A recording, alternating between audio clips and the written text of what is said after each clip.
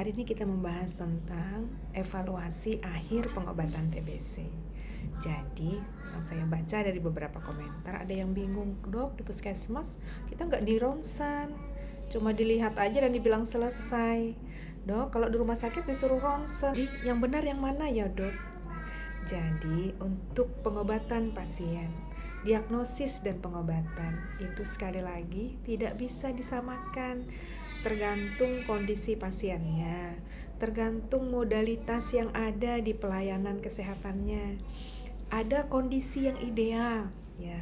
Kondisi yang ideal itu kita periksa dahaknya, kita periksa ronsennya, kita periksa fungsi-fungsi organ pasiennya. Itu idealnya.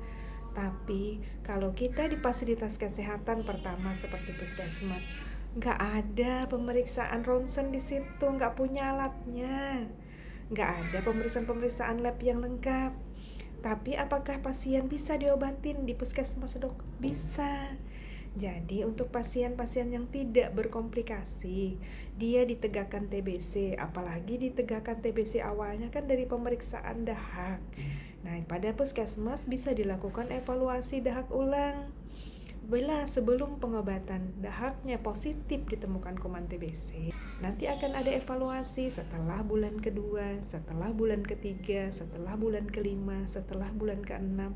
Kemudian akhir pengobatan, dahaknya tidak lagi ditemukan kuman TBC, dahaknya jadi negatif, kondisi pasiennya membaik, keluhannya berkurang. Ya, apalagi kalau berat badannya naik, maka kita sudah bisa tenteram untuk menyatakan pasien ini selesai pengobatan, sembuh pengobatannya.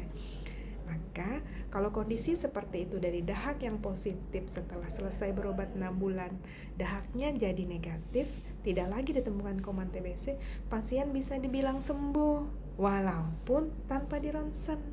Dan pada pasien-pasien yang berkomplikasi, misalnya dari awal dia bergejala sekali TBC tapi dahaknya negatif, ataupun pada akhir pengobatan pasiennya keluhan-keluhan sesaknya tidak membaik, biasanya puskesmas akan merujuk kok pasiennya ke dokter spesialis paru di rumah sakit supaya bisa dievaluasi dengan lebih baik. Jadi kalau puskesmas menyatakan sudah selesai pengobatan atau sembuh, gak apa-apa, itu berarti memang bisa dievaluasi di puskesmas. Karena kalau mereka tidak yakin, mereka juga akan merujuk ke spesialis paru.